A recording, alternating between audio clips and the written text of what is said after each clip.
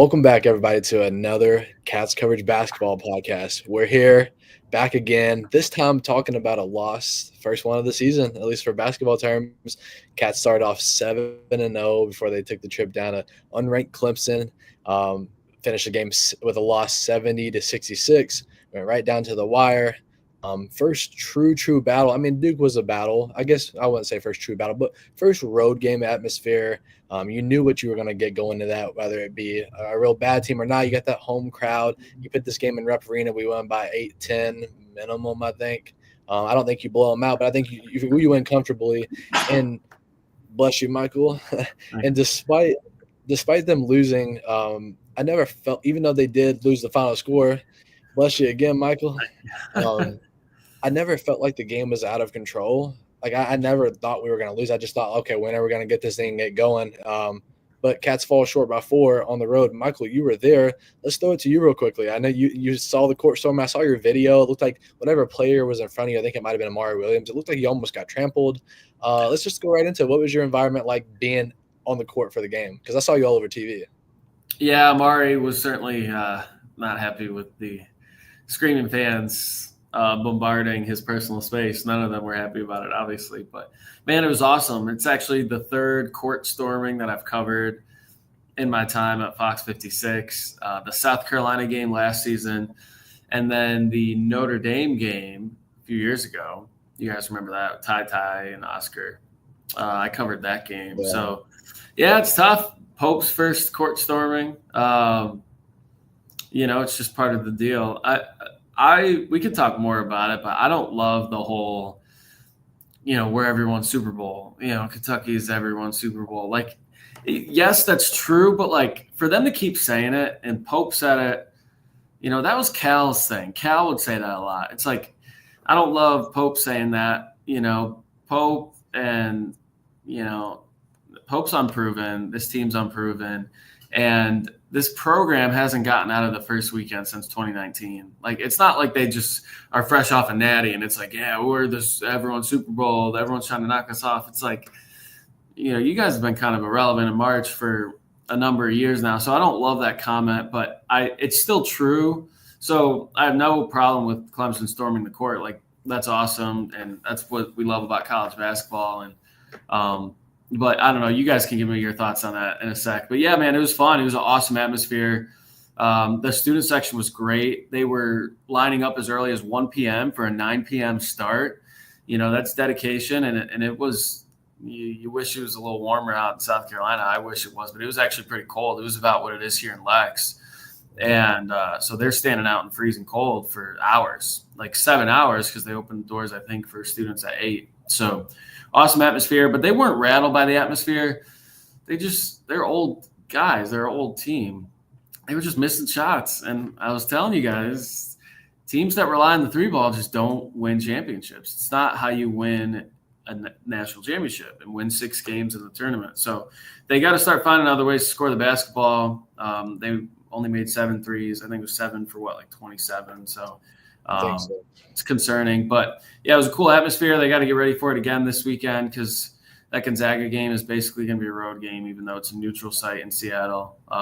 That's basically going to be all Zags fans. So we'll see. It'd be kind of a tough one to start 0-2 and just have a 0-2 week after the start they had. And I told you guys last pod, I was like, this was the week they were going to lose a game. I thought it'd be this Gonzaga game. I didn't think they were going to lose to Clemson. So a little concerning with those late game offensive struggles, but the atmosphere was awesome, man. So they better get used to it because the whole SEC is going to be like that. Yeah. Tim, did you want to go to you? I know Tim's, for people just joining us, Tim's going through his, I won't call it a flu game because he's not been diagnosed with the flu, but he's just fighting an illness, under the weather. Yeah. So apologize for the sniffles and the amount of times I clear my throat. But, kind of like what Michael was saying there, I can agree. I think this game is going to be, they're going to run into those kind of home environments at all their away SEC games. So it's a great way to help them prepare for that. And I do agree that they didn't really look rattled out there at all. There was some miscommunication, but that's a guarantee, I think, almost every game. But they're going to go and take on Gonzaga. The announcers were sitting there saying that Clemson and Gonzaga play very similar, except Gonzaga has a lot more pieces. They're a lot faster, So it's going to be interesting to see where we go with that game. And I forgot what else I was going to say out there. Oh yeah. This Clemson game doesn't surprise me too much because I mean they were in the tournament last year. They made it to the Elite Eight, didn't they? Similar roster, if not the exact same roster. I'm not exactly sure who all's been in and out of there, but I mean they're a good team. They were unranked, but they were 7-0 going into that game, I believe, as well. And they came out there and they proved themselves. They're up there for best team in the SEC or ACC. My bad. Yeah, they were 7-1 going into the game, so they're 8-1 now. They had one loss, I think, like to Boise State. I think. That's right. Yeah. But they have some pieces back. They lost a couple guys, so I think they were expected to be kind of in the middle of the pack of the ACC, and so that could end up being a bad loss for Kentucky. But maybe they turn it on. Maybe they're turning the corner as a program. But Pope was saying that today how they look so alike. It's almost like Mark Few and Brad, what's his name? Brad Brownell. Like they're sharing notes, like because they play pretty similar. So I think Pope's got to be ready, to draw up some different ways to score the ball, and also for the team to just be more physical. I mean, Clemson was way more physical. It kind of reminded me of that South Carolina game, where it was like South Carolina was just that was a team of grown men, and UK was really young, and they just went out there and wanted it more and were more physical, and so for this game, it's a little surprising that they're an older team and they still, looked like that. Jackson Robinson told us after the game outside the media room. I interviewed Jackson and Amari Williams, and they were both like, yeah, that physicality kind of was a wake-up call in the first half. They did better in the second half. They were down 10 in the rebounding margin at halftime, worked their way back in that, and they were set up to have a comeback. They just were missing the threes. I mean, Ortega with those 3 misses late, and, you can't blame it on him. He had a great game. So they just got to – if they're going to rely on the 3 ball, then they just got to hit them, or else these losses could certainly pile up if they're not going to hit double-digit threes. That's a little concerning. And Amari Williams was solid, 9 points, but he's still working on that touch around the rim. And Garrison's going to get a couple, but you can't dump it down to him like you can Amari. Andrew Carr got a couple buckets, but you have 5. So you're going to need more of a post presence like you did in that Duke game, right? Where like those threes weren't falling. They were down double digits in the second half. They just said, screw it, we're going to the cup, and got and-ones with Lamont. AC had 2. Garrison got to the cup for a couple buckets there in the paint, and they just owned the paint in the second half. And at one end of the game, they just didn't do that in this Clemson game. And I just wonder if that's just going to have to be their backup plan if they're not hitting threes. Like, okay, get inside. It's easier said than done, but like just get to the cup, and that's just how we're going to have to win this game. Stood out. I mean, you get what I'm saying? Like, if they're just not going to hit threes, they got to find another way, or else you can't just rely on that. For sure, especially like they're in the second half. There was a moment where they went down to 2. They went to Amari on the left side of the basket twice, in which he got like a little left-hand lay over I forget the guy's name, but he grabbed 20 boards on us. I should know his name. And then I remember Shefflin, right? Something along the lines of that. Ian Shefflin, yeah. And I remember thinking to myself, that's kind of the only thing we have going right now. Feed the kind of the hot hand right now. And then Ortega went in. It looked like he tried to draw a foul on a play, but that ended up, I think, kind of leading into Clemson on a run a little bit. But AC, I was a little surprised by him. He being from Wake Forest, he's played in that building a few times, and how he had that interior presence during the Duke game. I kind of thought he would be getting it going in that game a little bit more than he did. So I think my biggest, the biggest factors I noticed from the loss were, of course, we couldn't hit our shots. For once, they weren't falling. We've had a couple games in a row, but like we missed a lot of shots this game, and we could not protect the rim to save our lives.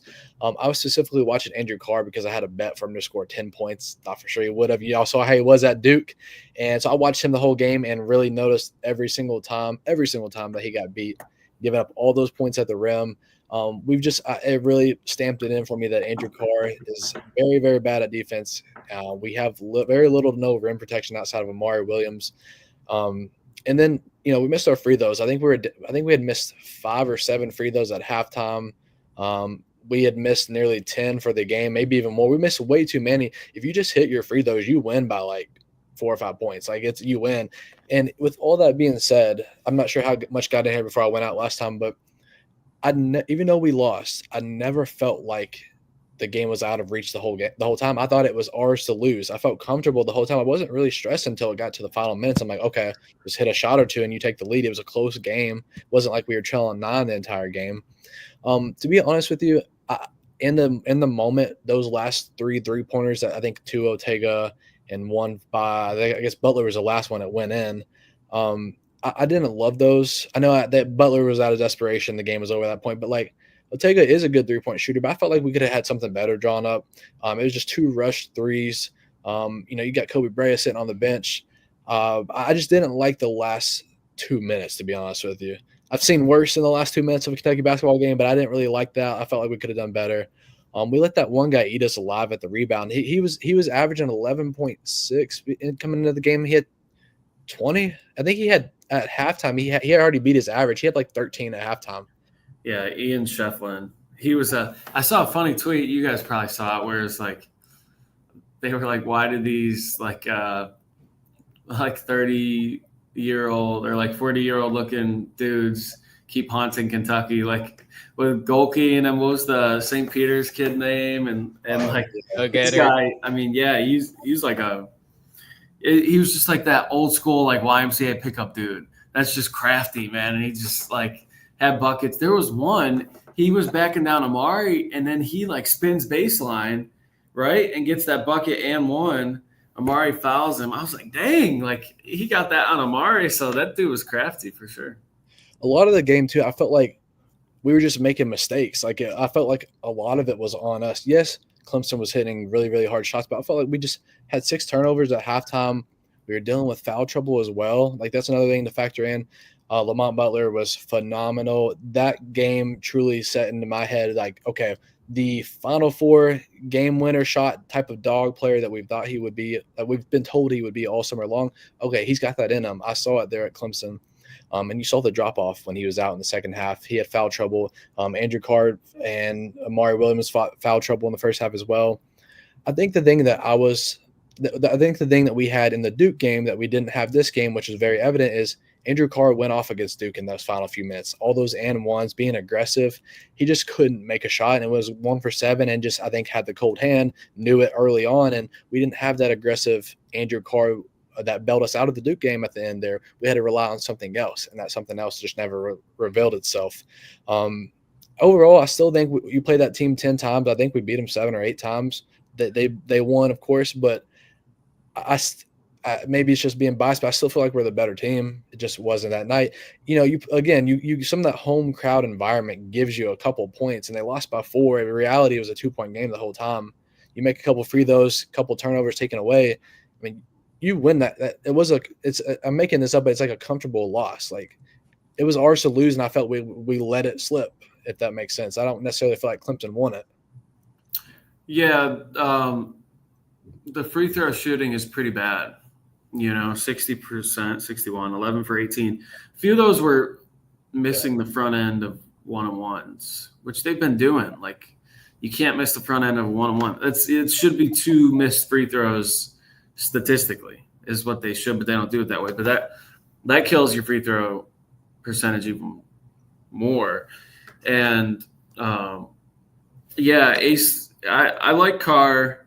I need to go back and watch the broadcast because it's different when, Tim and Trace, this, like when you're shooting the game, you're following the action through your eyepiece.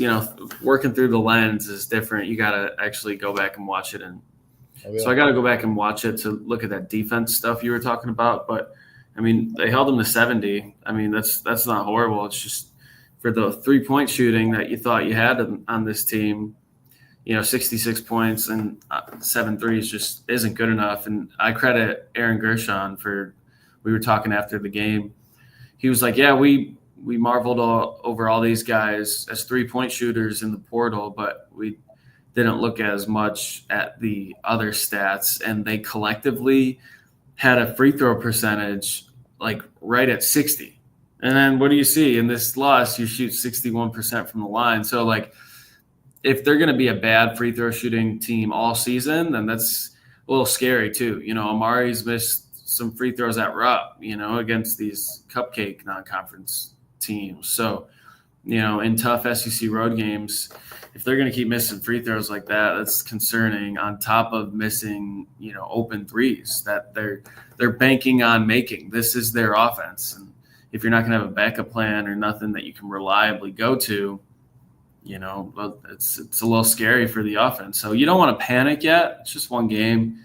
But, the Georgia State game, getting, their physicality clearly impacted the Cats. Western Kentucky, kind of the same thing. And I didn't watch a lot of that game. I was home for Thanksgiving, so I didn't watch much of that. But it was closer than what people thought it was going to be. And so that's now, I guess, 3 games where physicality has impacted the shooting and the offense, and fatigue maybe. So a little concerning, something to keep an eye on. If you go out and beat Gonzaga this weekend, then who cares, right? But if they lose again, then you really have some problems getting ready for the SEC portion of the schedule, because it's going to be tough. I mean, this conference is crazy, and they have a lot of height, So if you're having problems at the rim, Trace, like you said, offensively and defensively, if you're not getting buckets, points in the paint, and you're allowing too many of those, another definitely concerning part about this team. Yeah, I mean, I think I said this in the second half online, and I said it as soon as the game, I just locked it in. The first thing this team needs to work on when they get back to practice, I'm sure they already have. For people watching this now, it's Thursday night, is to work on physicality. I mean, we don't have a lot of thick guys. We had a lot of long, skinny guys outside of Amari Williams. Yeah, I try not to laugh. But anyways, Amari Williams are our only hope in terms of playing against a team like that. I think we've got to get more physical. We've got to learn how to stop someone. We're not awful at defense, but we're letting a lot of people just kind of take us to the basket, turning that shoulder, like planting your feet and be a wall and stop them. And just got absolutely – I mean, the first physical game that I noticed was WKU. That's why it was close until a few minutes to go, because they weren't afraid of it. They didn't care what was on our chest. They came in and like, okay, let's go shoulder to shoulder physically and buckle up and take you onto the rim. And that's Clemson had some sturdy guys who would take you to the rim and be physical with you. And we just got pushed all around. Mario Williams, I mean, for anyone who's not been at a game in person, he's a solid guy. I mean, he's a strong built guy. Andrew Carr's tall, but he's, about as thick as he is on my chest, and I'm not very thick on my chest. And so, we got to learn how to be physical. I like Kerr takes a good charge, and he's good in that aspect, but that's not going to win you games. That really is our weak spot. That free throws, we're starting to see a little trend there, free throws. And as I said in one of our first pods of when we talked about the risk you take with making living by the three, if you're not falling, what do you do then? Guys that can just get to the basket. Lamont Butler did all that he could, but when he was out, I'm not sure if anyone else did it. Otego Owe had his moments. A lot of them were fast break related. But in terms of who can just sit up at the top of the three and put his head down and go get you a bucket at the rim, Lamont Butler is your best option, and I don't know who's second. And that's a big deal, because what do you do in a Clemson game when your three-point shots aren't falling and you can't match up with them in the post? I don't know. You got to find that second guy. Yeah, I asked Pope about it today and the availability of just like, I was like, I'm not calling your team. I'm not saying they're not tough, but is that part of the growing process early in the season of getting tougher? They said the physicality was a wake-up call, and it's been a couple games now. Is that part of the growing process, is to just get tougher and be ready for teams to bring more physicality to the table? And he he was saying more of like kind of just trusting. They just need to trust what they know that they can do to win games, crash the glass, get out fast in transition and get your open threes, catching defense slipping. But if it slows down to a half court game, it's a little concerning. But I think, I don't think I'm ready to call this team like soft or like not a tough team. I think that we still have so much more to see.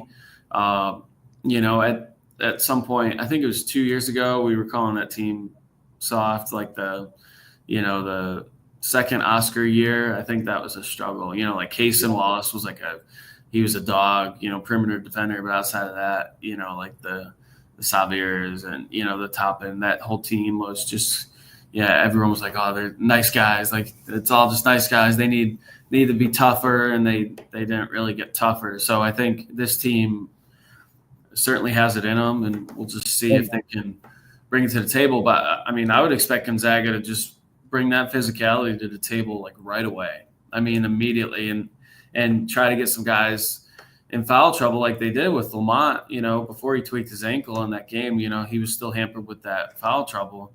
A couple guys picked up 2 like early, so that's a problem too to watch out for.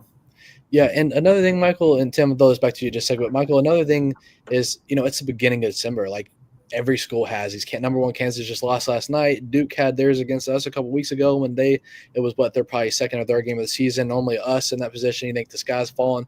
But like this is the time of the year when you realize what things you got to address in practice and what problems, weaknesses your team has. Because, it felt perfect against those non-conference games and those non-conference opponents. Of course it does, as they always feel that way. But like usually it's us in Champions Classic, but it's still December. I mean, the game was on December like the 2nd or 3rd. We've got a long ways to go.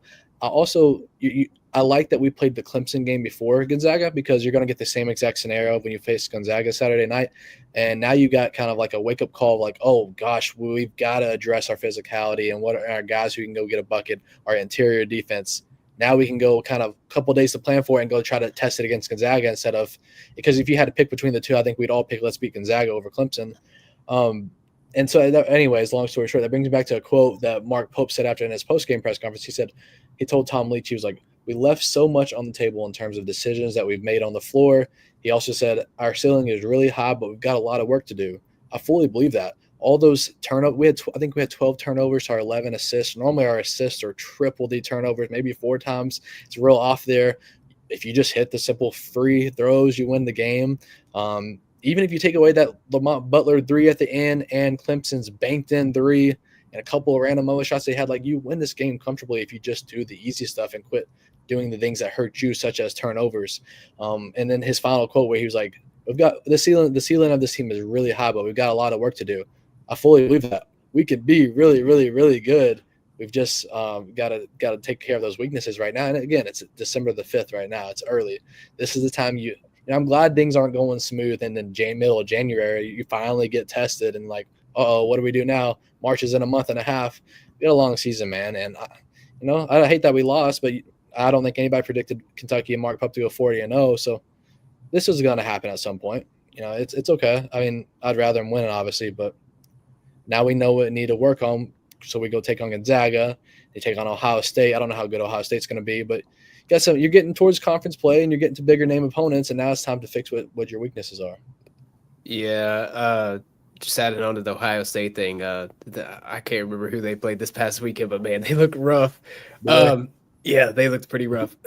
But I mean, I fully agree with everything you all said, and so I'm not going to add much onto it except the fact that we basically have a mad scientist at the head of this program. Like, he's going to sit there and he's going to look at this film over and over again. He's going to see where we went wrong.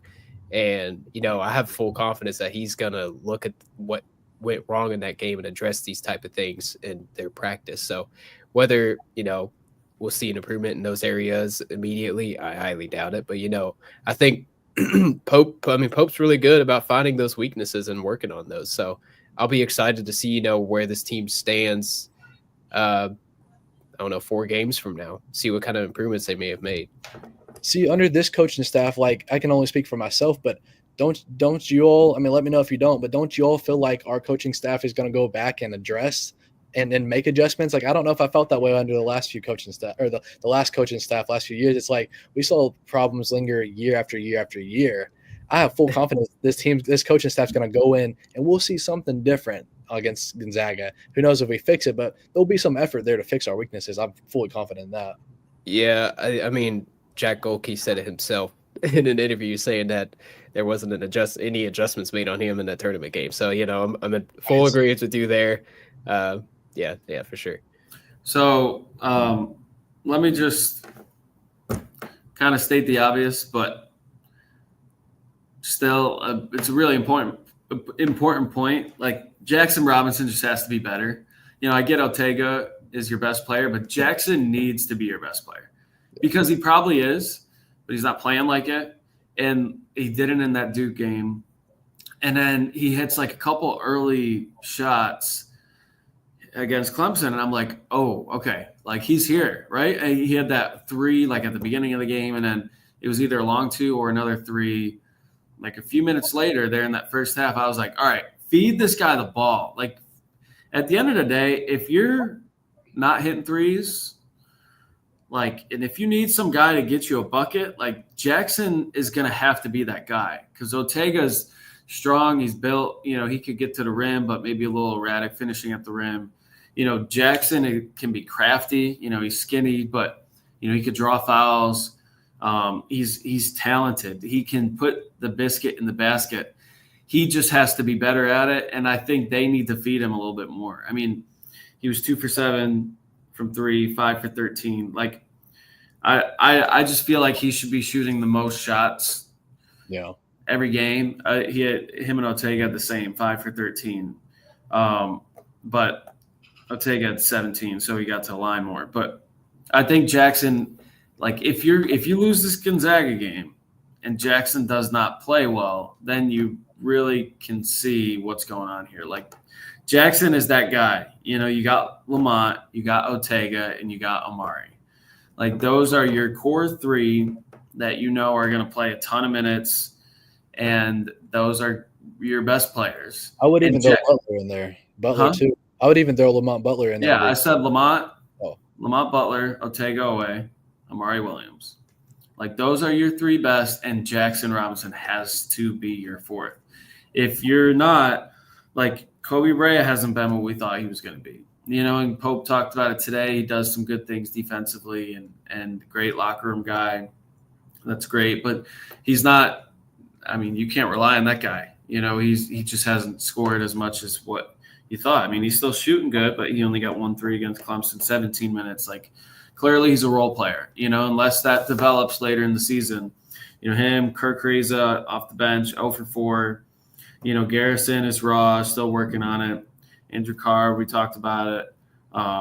He needs to be better offensively. But, you have your 3, right, that you can pretty solidly trust right now with Ortega, Lamont, and Amari. And now Jackson has to be that 4th. And if he's not, and if you don't have a 4th that you can really trust to go out and get buckets and win you games, then you're going to lose games in the SEC. So, and maybe a lot of them, So, again, not to overreact, but, the losses could pile up if you lose this weekend and then, don't see things get better into January. So, because, Florida's good, and I think that's their first SEC game. Florida's good. Florida came here last year and won. They got Clayton back, who just lit it up last night. So teams are going to light it up on them. And so I'm looking at Jackson. I really think he's going to be the key on if this team's going to be the real deal or not. I was going to say Florida had added that, what is he, 7'9" or something? Insanely tall dude. I mean, he's not 7'9", but he is. Tim. Oh, is he actually 7'9"? Yes. Okay, well, he's insanely tall, so I mean that's going to be interesting to see. Tim, but real quickly, I saw a video of just today, maybe 2 hours ago. He was standing under the goal. He had the ball in his hand, put the ball up on the backboard to stretch out, to bend over and stretch his shoulder, flat-footed. That's insane. All right, go back. Sorry. That's insane. I mean, I was just kind of one last thing, and maybe all the Facebook crowd's right. Maybe Trent Noah and Travis Perry are the answer to this team. I think they would have got eaten alive in the Clemson game. Yeah, I really do. absolutely. And I selfishly would like to see those guys, in a perfect fantasy world, be the best player on the team because they're from here, like we are, or me and Tim. But Oh yeah, I'm right there with you, Trace. I'm right there yeah. with you. Michael, going off of what you were just saying about your 3, and then Jackson Robinson needs to be the 4. In my own words, I would even try to pinpoint Andrew Carr needs to be the 5th guy. I'm not saying that he has, but like Andrew Carr was great at Wake Forest. He's a 5th year guy. I mean, he's an upperclassman. I would say he needs to be the 5th guy too. Those 5, like, put the pressure on him. Andrew Carr does not need to be going 1 for 7 and 5 points, and he was just cold as can be. I watched his every play where I was betting on him. But I did like what I saw from Jackson Robinson probably in the last 8 minutes of the game. Before that, I'm 100% with you. But I think the last 8 minutes of the game, he just got aggressive. Like, I know it's so close, and made it work, and he got aggressive. But like, bro, why are you not doing that from the start?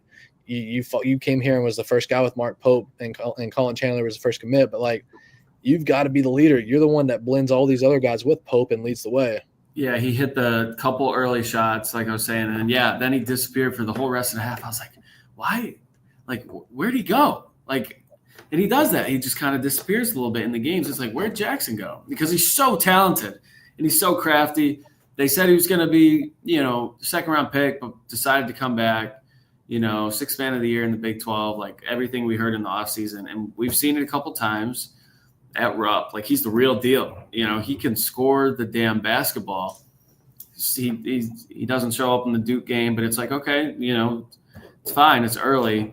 He looked good, then disappeared, and then he got aggressive there later. Got to the cup.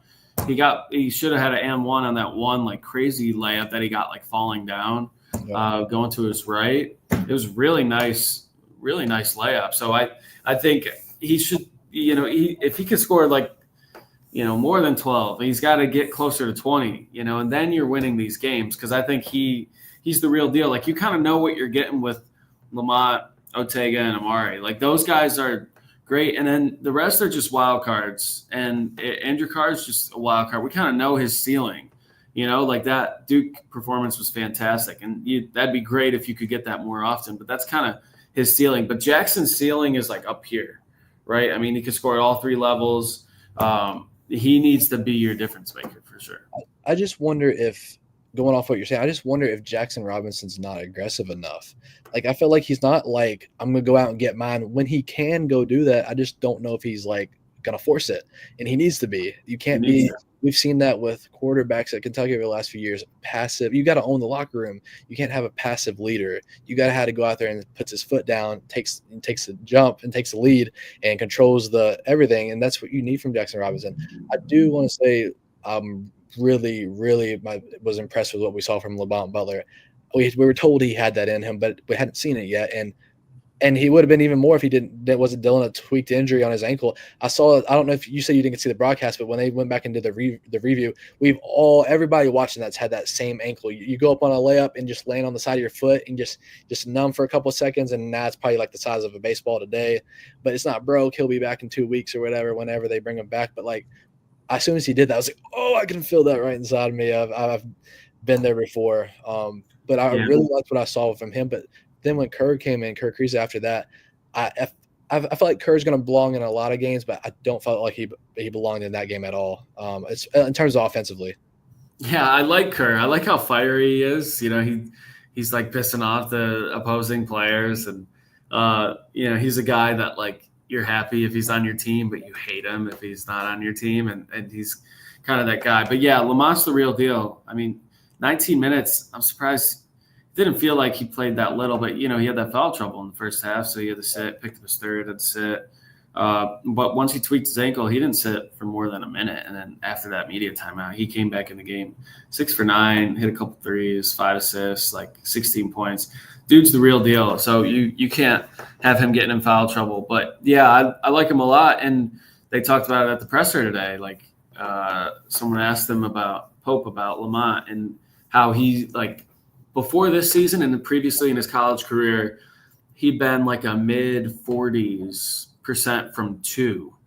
And now this year he's been like low 60, like 61, 62% from 2s. Like, that's really impressive. And that's a great jump on top of being able to hit threes. But Pope did say that he's dealing with this ankle. It's a thing, and so I don't know if he's going to play. I feel like the way he finished the game makes you think that he should be able to play. He still stayed in that game and got buckets, but the adrenaline was pumping, and so he just stayed in. Versus now, once the swelling got going, and maybe they're going to hold him out, but you hope not, because that you need him for sure. And he said he still trusts Travis Perry, has a lot of confidence in Perry to come in and run the point if he has to, along with Kriza. But I don't know if Perry can survive in that Gonzaga game. So, well, the thing about those injuries, though, is with that Lamont Butler got, where you just fall on the side of your foot. It's not broken. It's nothing long term. It's all short term. He was probably fine the rest of the night, and when the game was over, it was real sore. And the next morning, his ankle was the size of a baseball. I guarantee it was. I bet everything. And so I feel like, if he's going to be out, it's just going to be a game or two. You want to have him for Gonzaga, but long term, he'll be back in the most 2 or 3 games. It's one of those temporary injuries that are they hurt you all at once, but then they get over it real quick. But man, I love Travis Perry just as much as the next guy. But if without Lamont Butler, I'm not confident who runs the offense. I'm not confident who that second guy. It's going to be a major drop off, and at the same time, that sucks to put all your cards on that one point guard, because if people get injured and people get sick and whatever it may be, and I hope they're getting backup point guard number 2 ready to go in practice in case something like this happens again. Yeah, I feel like Kerr can still run the point too. He's going to have to. I feel like he can do it too, but he's just got to make some shots, or maybe take less shots and just focus more on distributing. Because he played 21 minutes and didn't get an assist. As a guard, he's supposed to be a backup. Would love to have him be a backup point guard, just coming off the bench. He should have more than 0 assists, so you need more from him too. And see, I think that might be the answer right there, because when Kerr comes in, he brings value. There is value in having him on the floor. It's your energy. He can play decent defense, but if the shots aren't falling, we know he can get assists. We've seen in all these cupcake games that we've had so far, the no look and all that stuff. He can distribute the ball. And so if he comes in and we're forced to have a point guard and the shots aren't falling, he needs to be aggressive in terms of the pass first type of point guard. And that's where he can really provide value, because we've got shooters. So for that scenario, I think that's how he succeeds, is just being, okay, let me get this ball to the open guys. Let me drive in and kick it out to Robinson in the corner. I think another thing that we didn't get to have versus Clemson that we can safely say we'll have in the future is we'd had no production from Kobe Brea. I'm not sure why he was on the bench so long, but I think it's safe to assume you're going to get a 3-pointer out of him each game, likely to anything more than that. So roughly 5 to 6 points a game. That I think he only had 3. I think that was an off night for him. I think, and then also Andrew Carr, you all saw that production from Andrew Carr as well. I really loved what I saw when we gave Amari Williams the ball in the post and just said, outbody your guy.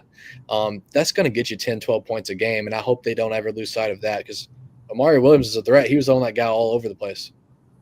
Yeah, I'm not ready to give up on Kobe Brea. I'm looking at his game log right now.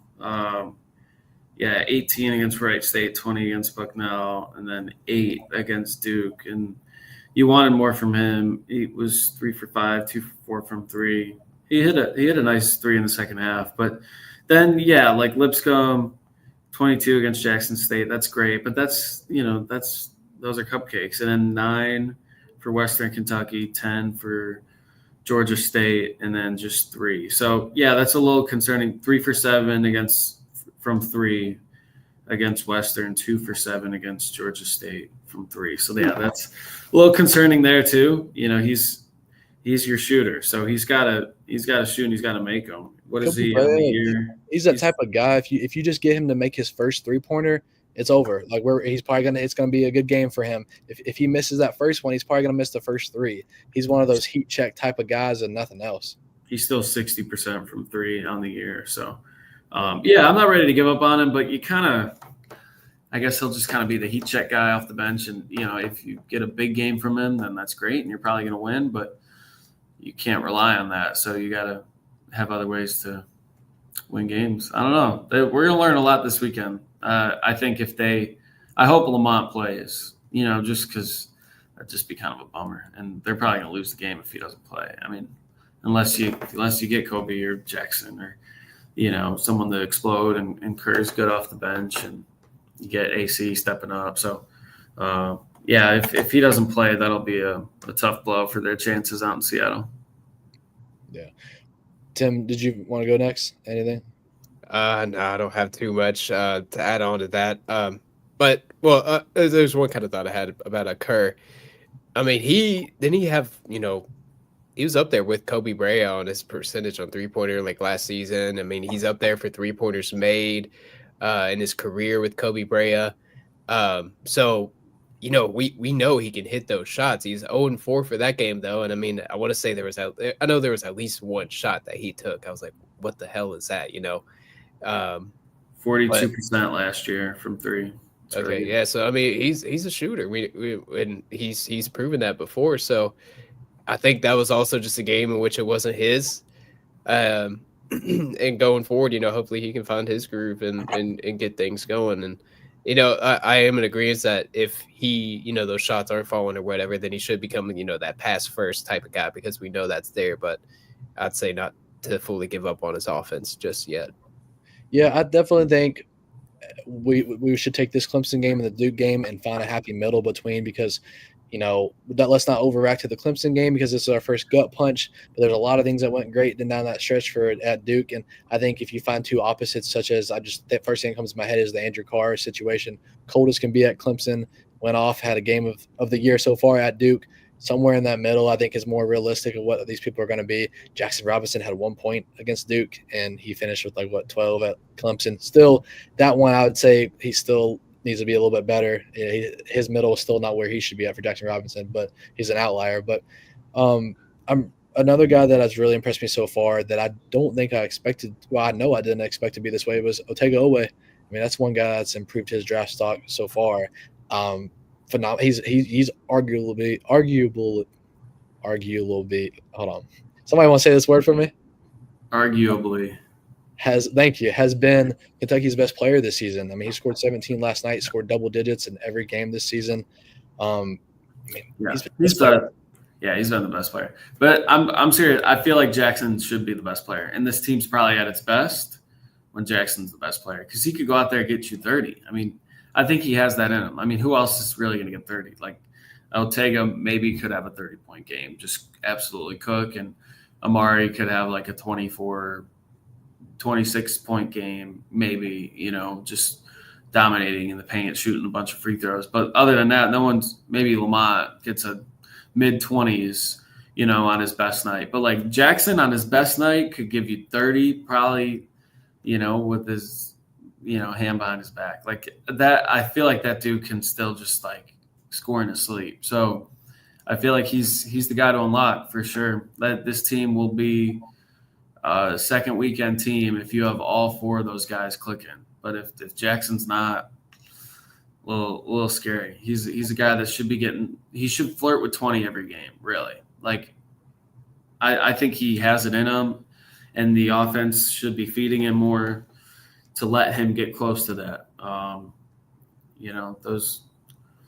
I feel like it's there. And we've seen it in a couple of those Rupp games, but we want to see it, in the big game, because the NBA's looking too, I mean, they were flirting with him in the second round. And, if he looks like this all year, he's not getting drafted.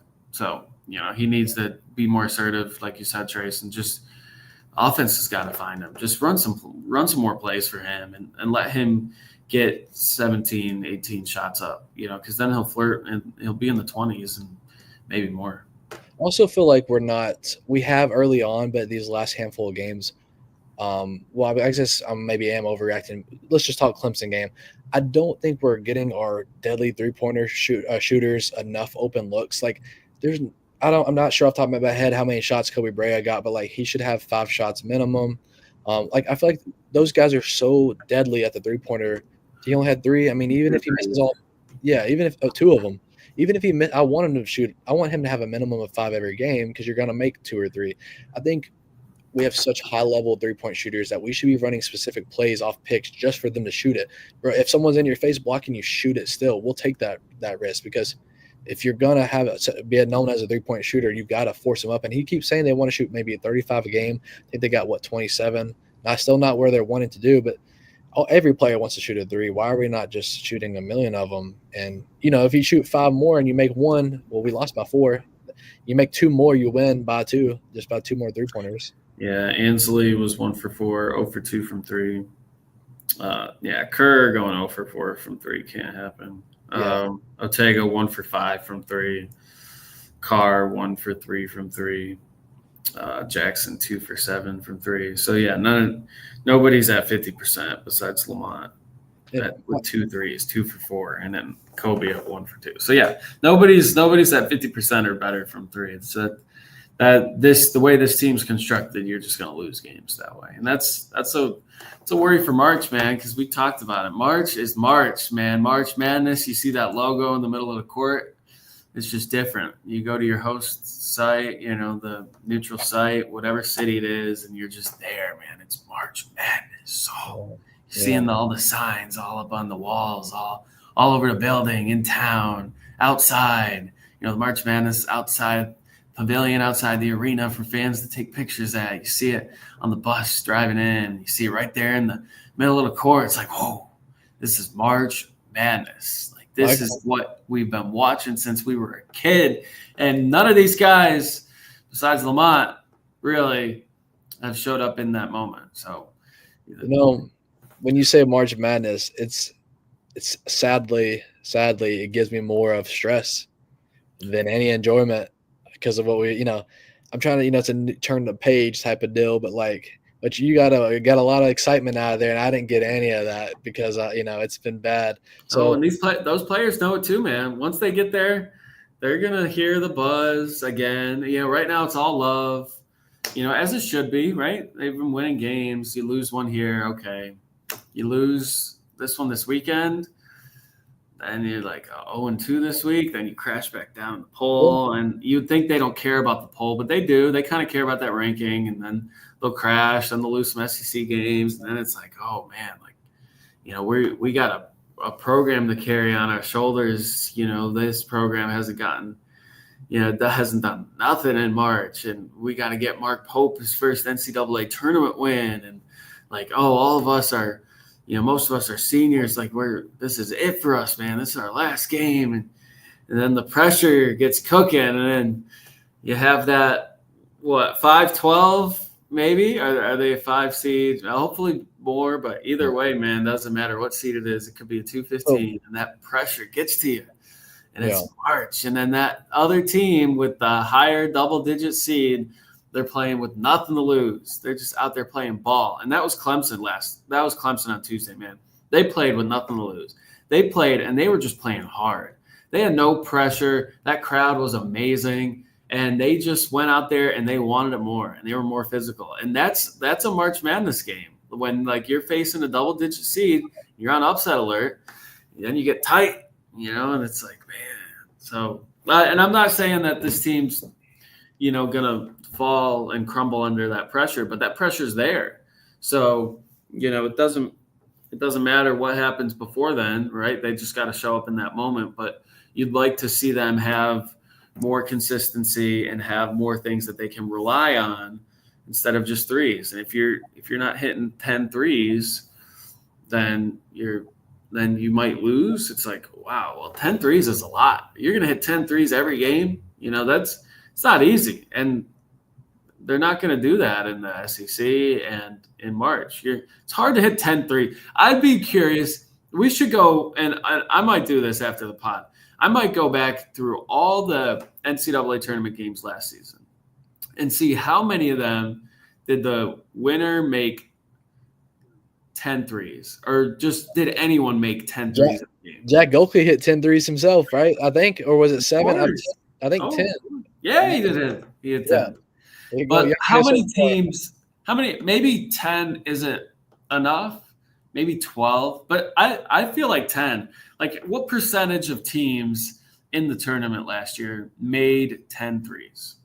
20% maybe. That's not – it's hard to hit 10 threes. And we hit 7 threes against Clemson. That was a bad night, Right, but and you still have a chance to win, but You hit 10 threes, you win that game. right. But not everyone's Clemson. Other teams are going to score too. Clemson only scoring 70 points. How many threes did they hit? They hit 8. This was Kentucky's lowest scoring game of the season, 66 or whatever. I got a question for you. So, if someone was to ask you at the beginning of the season, you can win Duke, but you lose Clemson and Gonzaga, what would be your thoughts? Would you trade that, losing both of those, to win against Duke? Them being ranked whatever they were at the time, top 5, or no? I mean. I don't care because I'm not a fan, but obviously you guys would want to be Dukes, right? So you trade back. Yeah. Like we obviously have a hate for Duke, but Gonzaga, with their experience and how they play, I don't know, man. I don't know. That's kind of tough. And Pope's won against Mark Few a few times. I say a few times. I know he has at least once, and so he knows how he coaches and everything. So that makes me a little optimistic going into this game, but I don't know. I'd still probably take Duke just as how much I hate them. Let's spin it this way. You win Duke like we have, and you've got to win one of the other two of Clemson and Gonzaga. What team would you rather have the second win against and the loss to? I'm going Gonzaga. If you feel the same way, we're on pace to do so. If you win Gonzaga and Duke, you chalk up this early Clemson loss. You're supposed to have one at some point. I'm still rolling. I mean, and again, even playing this all out, and if you beat Duke and Gonzaga and you lose to Clemson, if that's how it goes, I'm still feeling the same way I did about Clemson. If we lost that game, Clemson didn't win it. I never felt like it was out of control despite the final score. And when you in the grand scheme of things, if you look at it that way, assuming that they play Duke and Gonzaga and win, I'm okay with it. Yeah, but what if Clemson ends up being a bad team and misses the tournament? Then that's kind of a bad loss. I think it really doesn't matter. It would be. I think every team will have at least one bad loss by that point. I mean, we got UNC and Wilmington last year and a couple other, and every team's got to have that. Every team's got to have that. That loss was crazy. We kind of, ramping things up. Gonzaga, it's in Seattle, still a neutral game. It's 2 miles from the Gonzaga campus probably. That's going to be an atmosphere. We just unofficially can chalk it up as a Gonzaga home game. We want to kind of get our predictions, thoughts. I mean, what's your gut feeling? You think Kentucky goes in there and wins that thing? I'm with Michael. If we don't have Lamont Butler, I don't feel. If we don't have him, I'm not confident. Yeah, I don't feel confident. I don't fully know. I mean, nobody knows other than the coaching staff, but if he gets just limited playing time, I'm fine with that. I think Lamont Butler is the big difference maker for this team at the moment. But I don't know, man. Gonzaga has that experience. Tim, I'll go ahead and say if we don't have Lamont Butler, I'm picking us to lose. Yeah, no, I am too. Absolutely. I don't think it would be very close at all. So they have Nemhard still, and they have Hickman still. Hickman was a Kentucky commit. Right. He had 17 in the game last year. When we lost, Nemhard only had 6, but he had a big bucket late in that game last year at Rupp. I remember. Most people don't realize if Hickman would have came to Kentucky, we would have never got Tata Washington. Hickman decommitted, and it was like June, like late. We had a scramble, and Tata Washington showed up, and we got him solely because Nolan Hickman decommitted. Just a little fun fact. I'm looking to see. Yeah, I'm looking at their roster here. Yeah, I'm looking to see. Oh, they have Ike too. They have him back. He went crazy in that game last year. He had 23 in that game. They don't have the National Player of the Year guy that was big buddies with Oscar. I'm not good with names, but they don't have him. Headband guy. Yeah. Drew Timmy. Yeah. How did I forget that? Almost was a Kentucky Wildcat. Well, he hasn't been there for a couple years now. He wasn't on the team last year that came here to Rupp. Okay. Yeah, they got Ben Gregg back. He was big in that game. They have their 5 leading scorers back from that game where you lost them at Rupp last year. I'd like to know. Actually, I could probably get on my phone. I'd like to know how many points they average a game. I'm sure I could get it real quickly just to see the scoring difference.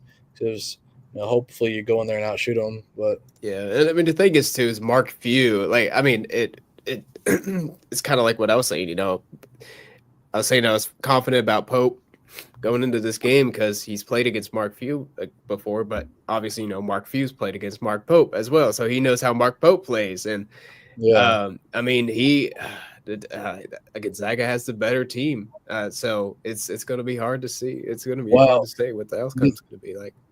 We're averaging 92 a game because the 66-point game drops us down a bunch. We were near 100. Gonzaga's averaging 94, a 90.4. They're only about 3 points per game under us. They're averaging right around the same rebounds, exact same assists. We're averaging more blocks. They're averaging more steals. They're shooting right next. If y'all go look at these stats compared with the Gonzaga, they are almost identical in stats. The only thing that's different is we get more blocks than they do, but they get more steals than we do. But they're shooting a better free throw percentage. They're shooting, I mean, like just to give you exact numbers, our field goal percentage is 500%, right at 50%. They're shooting 49.2. Our three-pointer is 36.8. Theirs is 35.4. I mean, there ain't a big drop-off in terms of offensive and just overall game statistic between these two programs. It might be closer than we're thinking. And then you factor in the home crowd. I know it's neutral, but it's still a home game. Man, it's going to be tough, man. If you're just going off the paper, it's going to be tough. They got some guys. So. For sure. Hopefully, I mean, I'm hoping it's just a good, close game. And, hopefully we can see some improvement from what we saw against Clemson. As long as we see that, I'll be fairly happy. Just hope we got Butler. I mean, that's – again, I'm not – there's a big drop-off in terms of that one game. There's a big drop-off without him. But yeah, again, anybody watching this is Thursday night. The game's in 2 nights from now. Clemson was 2 nights ago. Michael, Tim, do y'all have any other final words before we hop out of here? I think we hit Clemson as much as we could on that. For sure, yeah. I'm not really excited for this New York trip coming up. Yeah. We can touch on that a little bit later. Yeah, Michael. Tim is still peer pressuring Michael to make that trip. He's still TBD, undecided. We've got to get a commitment out of him. But I wish I could. We'll see. We'll see. All right, guys. Well, I guess unless y'all have anything stop me, but I guess we'll go ahead and wrap this one up and let's beat those Zags, hopefully. And so again, today's Thursday night. Maybe we'll get a recording in next week to reflect on that Gonzaga game. Have no clue what's going to happen.